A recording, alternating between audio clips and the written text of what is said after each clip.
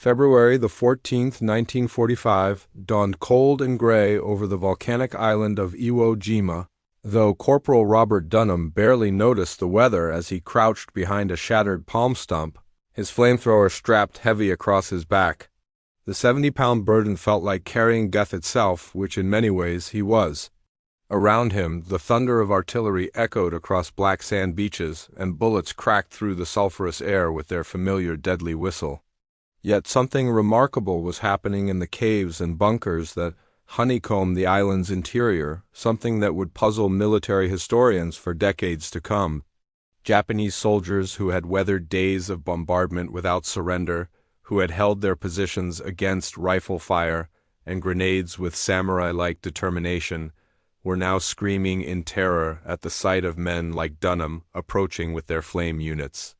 The peculiar psychology of this fear would become one of the Pacific War's most documented phenomena.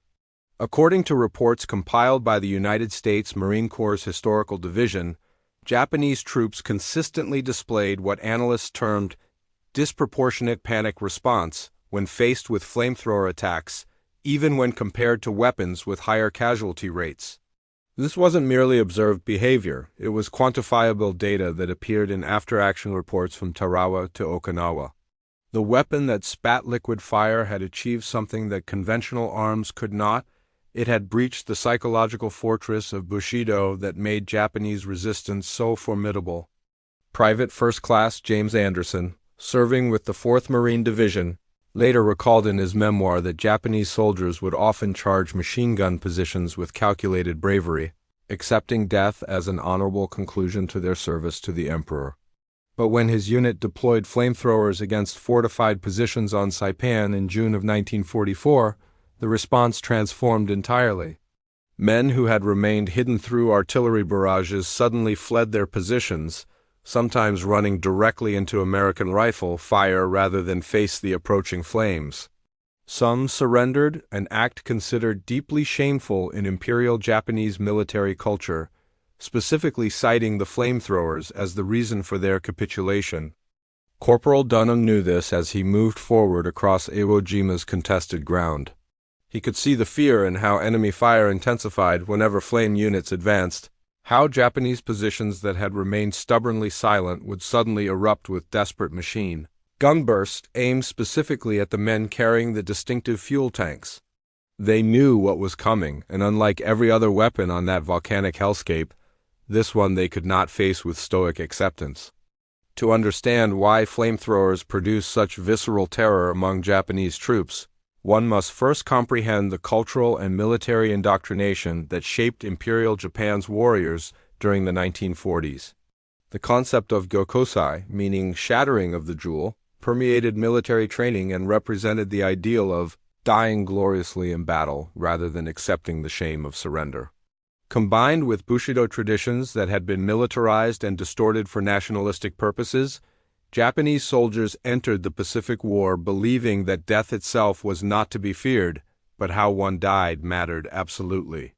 Lieutenant Colonel Masanobu Tsuji, a staff officer in the Imperial Japanese Army, wrote extensively about this philosophy in his wartime journals, later published as Singapore, the Japanese version. He described how soldiers were trained to view their bodies as offerings to the emperor, expendable tools in service of a divine mission. Death by bullet or artillery shell could be framed within this worldview as a warrior's end, quick and combat honorable. Even the terror of bombing raids, which killed indiscriminately, could be rationalized as fate determined by the fortunes of war. But fire occupied a different space entirely in the Japanese consciousness, both cultural and psychological. Throughout Japanese history, fire had been associated with particular dread. The country's traditional architecture, built largely from wood and paper, made conflagrations devastating. The Great Mareki Fire of 1657 had killed over 100,000 people in Edo, while more recently, the Kanto earthquake of 1923 had triggered firestorms that consumed entire neighborhoods, burning alive an estimated 140,000 souls. These weren't warriors' deaths, they were chaotic, painful, and stripped of any dignity or meaning. Marine Corps interrogators documented this psychology in interviews with prisoners of war throughout the Pacific Campaign. A Japanese sergeant captured on Peleliu in September of 1944 told his interrogators, through a translator, that artillery fire was the will of heaven and bullets were honorable instruments of war. But the flamethrower, he insisted, was a weapon without honor that transforms men into screaming animals. This testimony appears in declassified documents from the Office of Naval Intelligence, providing crucial insight into enemy psychology. The religious dimension deepened this fear. Many Japanese soldiers carried Buddhist or Shinto beliefs that emphasized the importance of proper death rituals and intact remains for the afterlife. Fire consumed the body completely, leaving nothing for the elaborate funeral rites that were culturally significant. A soldier burned beyond recognition could not be properly honored, their remains could not be returned to family shrines, and their spirit might wander without peace. This spiritual anxiety compounded the physical terror of burning alive. Furthermore, the nature of flamethrower death violated every aspect of the controlled, meaningful sacrifice that military indoctrination promoted. There was no split-second transition from life to death, no moment of final clarity or peaceful acceptance. Instead, there was only panic, agony, and the complete loss of composure that Japanese military culture so deeply stigmatized. To die screaming and writhing stripped away the very foundation of what made death acceptable under Bushido ideology. Sergeant William Bradford, who operated a flamethrower with the 1st Marine Division on Okinawa from April through June of 1945, observed that Japanese soldiers would sometimes attempt to negotiate or delay when surrounded by rifle-armed troops, but never when flame units were present. They knew they had maybe seconds before we'd use it, Bradford recalled in a 1983 oral history interview. You could see them making the calculation, trying to decide between dying by fire or taking their chances running into our bullets. More often than not, they chose the bullets. The weapon's tactical employment evolved specifically to maximize this psychological advantage. Rather than using flamethrowers primarily as killing tools, American forces began deploying them as terror weapons to break defensive will. A single flamethrower team approaching a fortified position would often be supported by riflemen positioned to cut down anyone who fled the flames. This tactic, documented in training manuals from 1944 onward, effectively weaponized the Japanese soldiers' preference for any death over burning. Medical records provide disturbing evidence of the flamethrower's physical reality that justified its feared reputation. Burn ward reports from military hospitals described injuries that defied easy treatment. Napalm, the jelly gasoline that M2-2 flamethrowers used, adhered to skin and clothing, continuing to burn even when victims attempted to extinguish themselves. The resulting injuries weren't just extensive burns, they included respiratory damage from inhaling superheated air, toxic effects from burning chemicals, and psychological trauma that persisted in survivors. The island of Peleliu represented perhaps the most intensive use of flamethrowers in any single Pacific campaign up to September of 1944.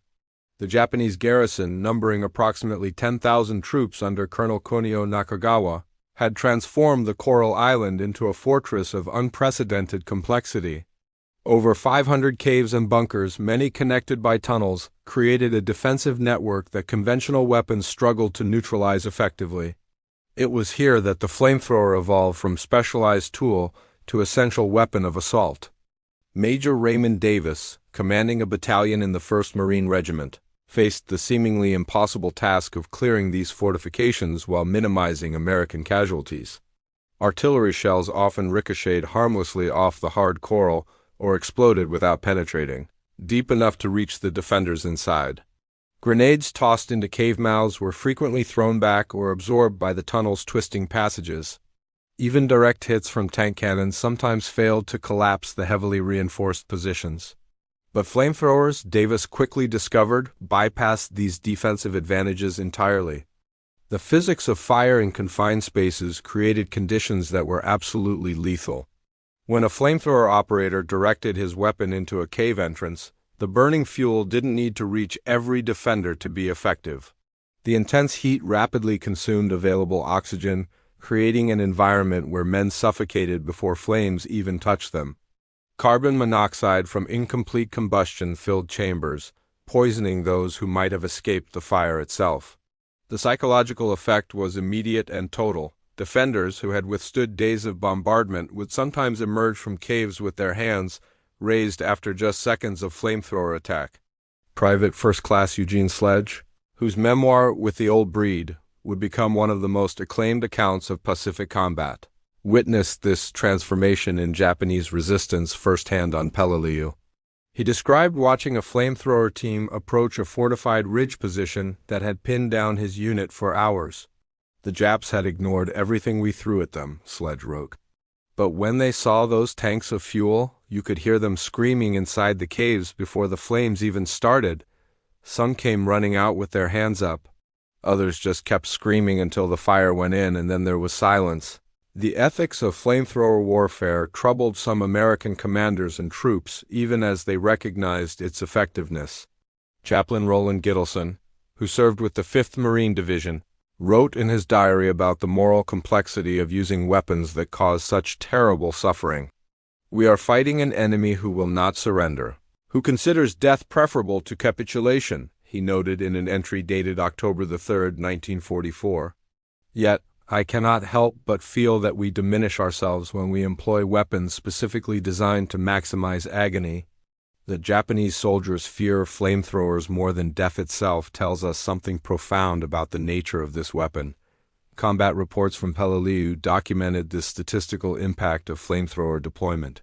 According to Marine Corps records, positions that resisted conventional assault for days were typically neutralized within hours once flame units were brought forward. The psychological breakdown of defenders created cascading effects, as the knowledge that flamethrowers were being used spread through the defensive network. Entire sections would sometimes abandon positions preemptively. This was unprecedented behavior for Japanese forces, who had demonstrated extraordinary willingness to fight to the death throughout the Pacific War. The cave fighting on Peleliu lasted 73 days, making it one of the Pacific War's longest and bloodiest battles. By its conclusion in late November of 1944, American forces had employed flamethrowers more extensively and systematically than in any previous engagement. The lessons learned, both tactical and psychological, would inform operations for the remainder of the war. While the flamethrowers' effect on Japanese defenders was extensively documented, less attention was paid initially to the psychological burden carried by the men who operated these weapons. Corporal Charles Lindbergh, no relation to the famous aviator, served as a flamethrower operator with the 3rd Marine Division and later spoke candidly about the emotional toll of his role in a 1998 interview conducted by the Veterans History Project. "Everyone feared the Japs who fought like devils," Lindbergh recalled. "But we who carried the flamethrowers, we feared ourselves, what we were becoming, what we had to do." The selection and training of flamethrower operators evolved as the weapon's importance grew. Initially, flame units were treated as just another infantry weapon, assigned somewhat randomly to troops. But by mid-1944, commanders recognized that operating a flamethrower required specific psychological resilience.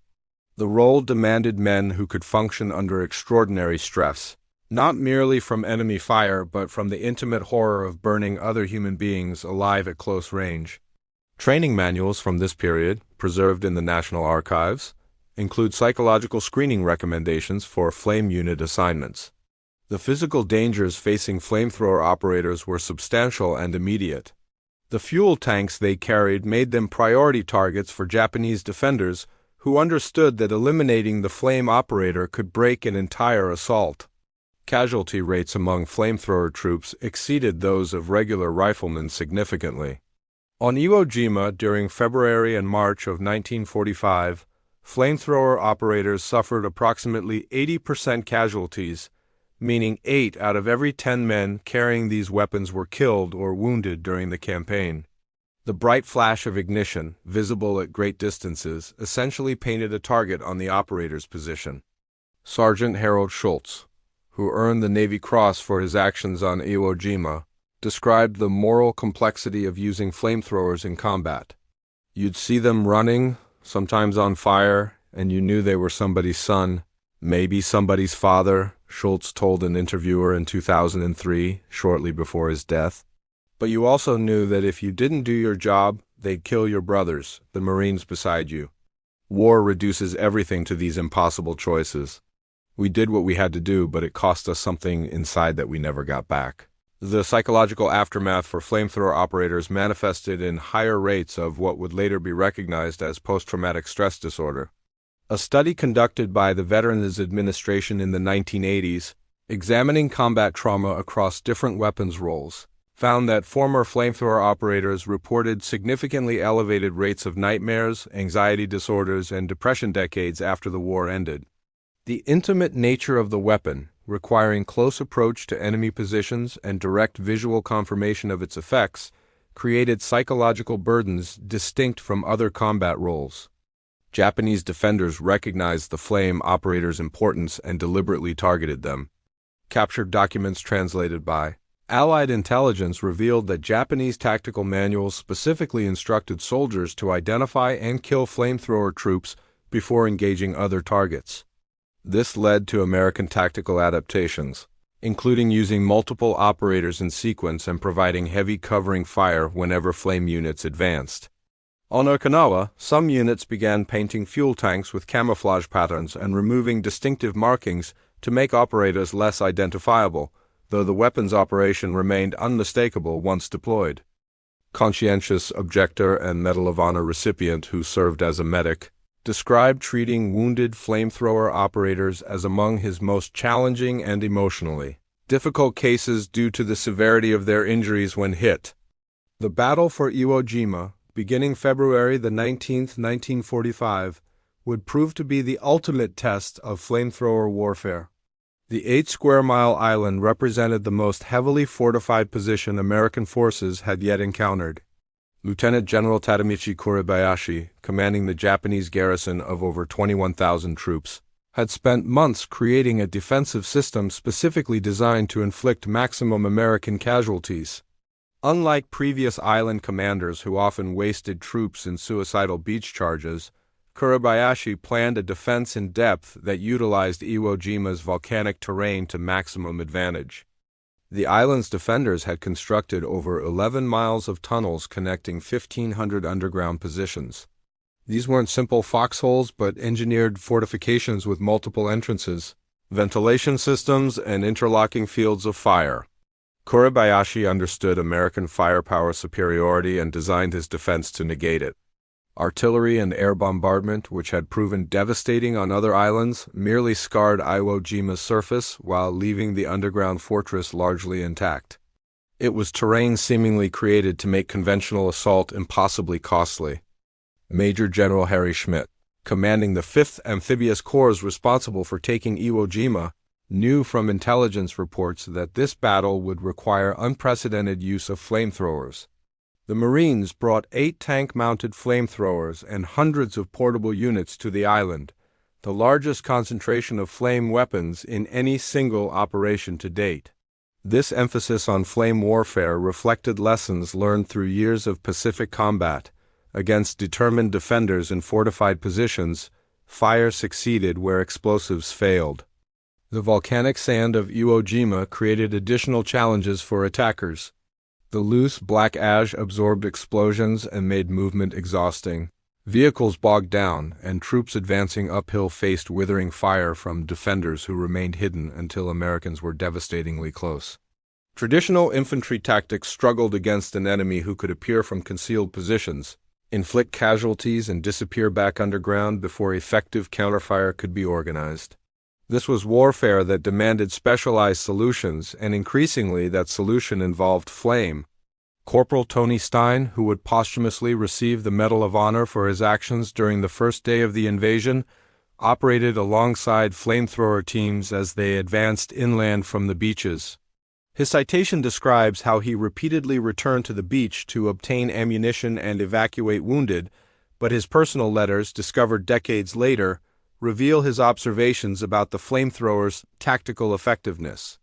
"The Japs won't come out for rifles or grenades," Stein wrote to his wife, "but show them a flamethrower and they either run or give up.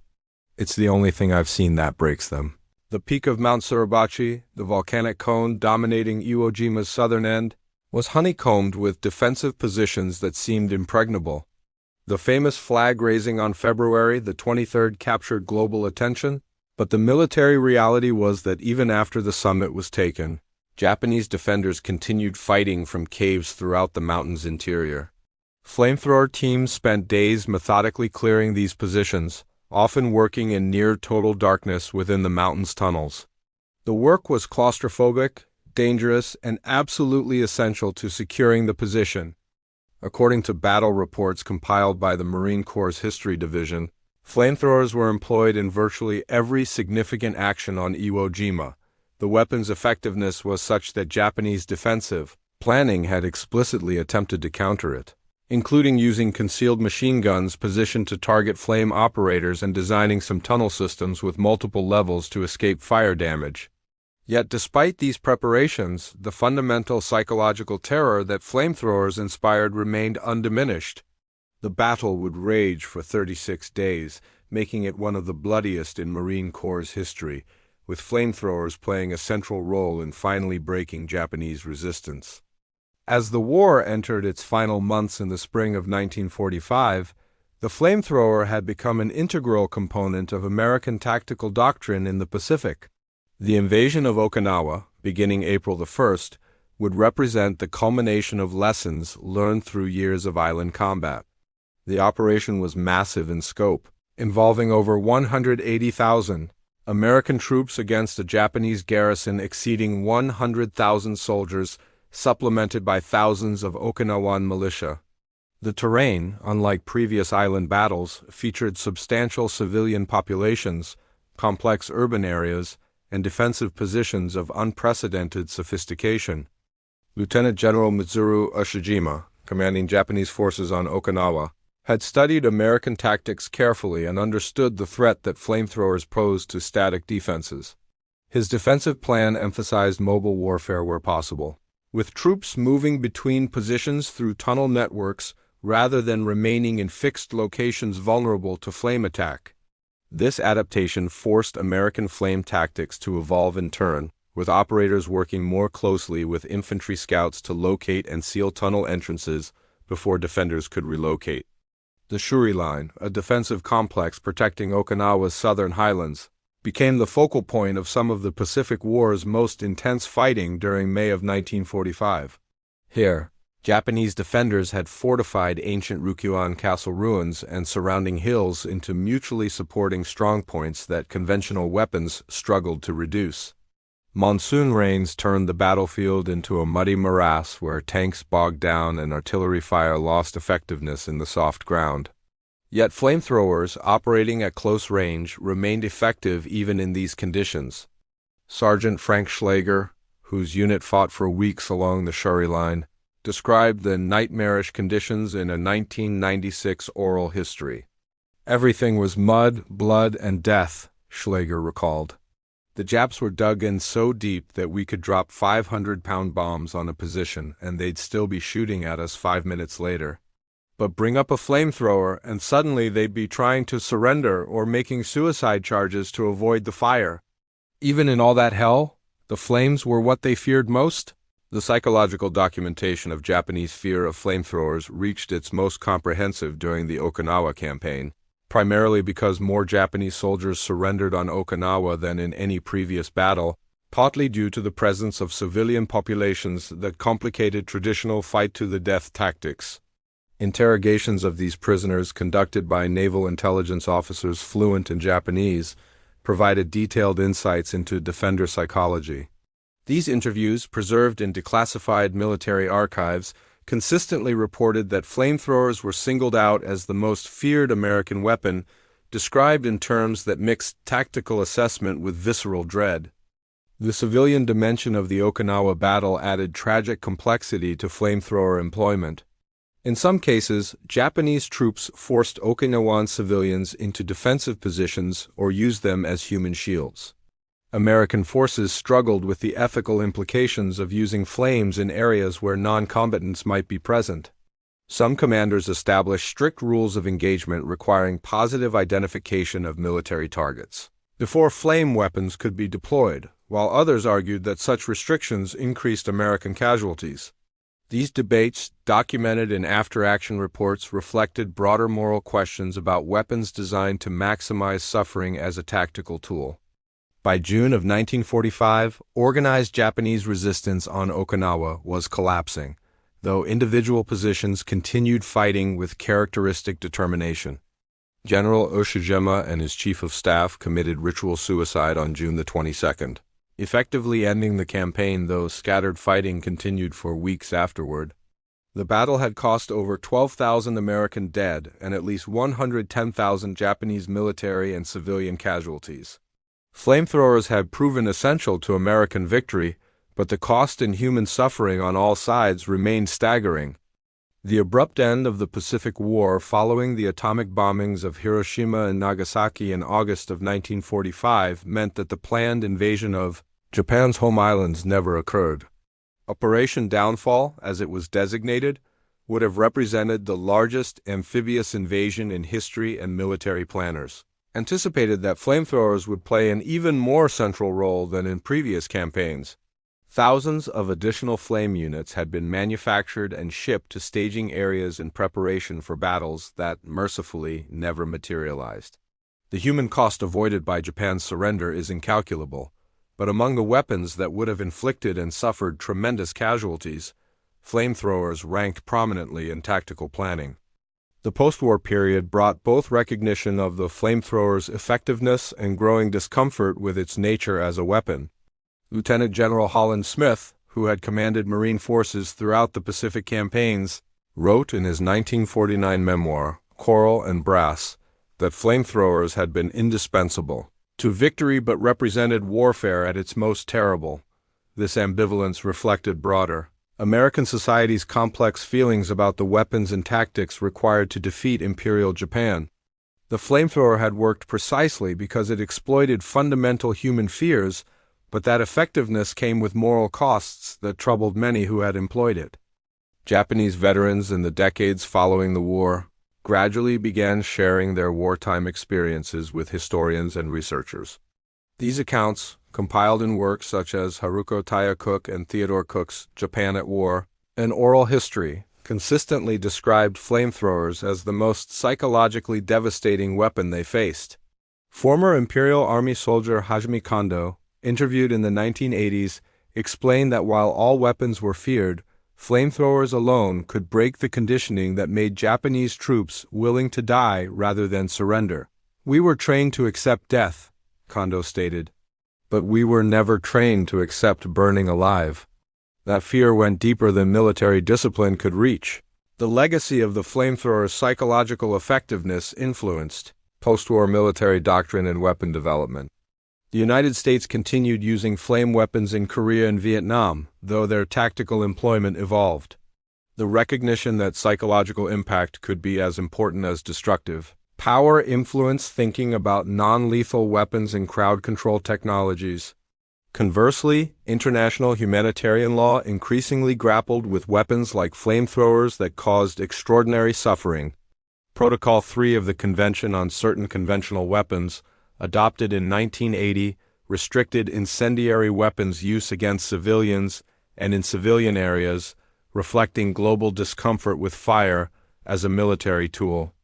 The men who operated flamethrowers in the Pacific carried their experiences forward into peacetime, with varying degrees of success. Some, like former Corporal Ernest Thomas, became advocates for veterans' mental health services after recognizing that his own post-war struggles stemmed from his combat role. Others never spoke publicly about their experiences, carrying silent burdens that only family members glimpsed. The Veterans Administration's gradual recognition that different combat roles created distinct psychological challenges owed much to the documented experiences of flame troops and the unique trauma their weapon inflicted on both enemy and operator. Contemporary military historians, examining the Pacific War with decades of hindsight, generally acknowledge that flamethrowers were both tactically necessary and morally troubling.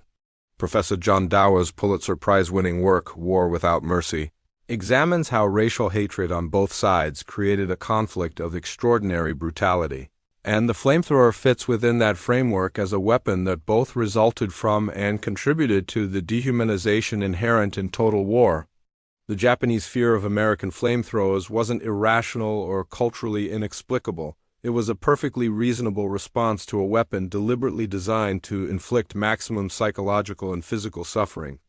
The technical descendants of World War II flamethrowers continue serving in modern militaries, though typically in more specialized roles. The fundamental insight that the Pacific War demonstrated remains valid. Human psychology responds differently to different threats, and weapons that exploit primal fears can break resistance that conventional arms cannot. Yet the ethical questions raised by deliberately weaponizing terror and agony remain unresolved, debated by military ethicists, international lawyers, and society at large. The story of why Japanese troops feared American flamethrowers more than bullets or bombs ultimately reveals something profound about warfare itself. Combat isn't merely a contest of firepower and tactics. It's a psychological struggle where morale, cultural conditioning, and fundamental human responses to threat determine outcomes as surely as ammunition supply or tactical position. The flamethrower succeeded because it attacked not just bodies but spirits, not just tactical positions but the very cultural frameworks that gave Japanese soldiers the will to fight to the death. In doing so, it shortened the war and saved lives while simultaneously representing warfare at its most intimate and terrible, a paradox that veterans on both sides carried forward into an uncertain peace.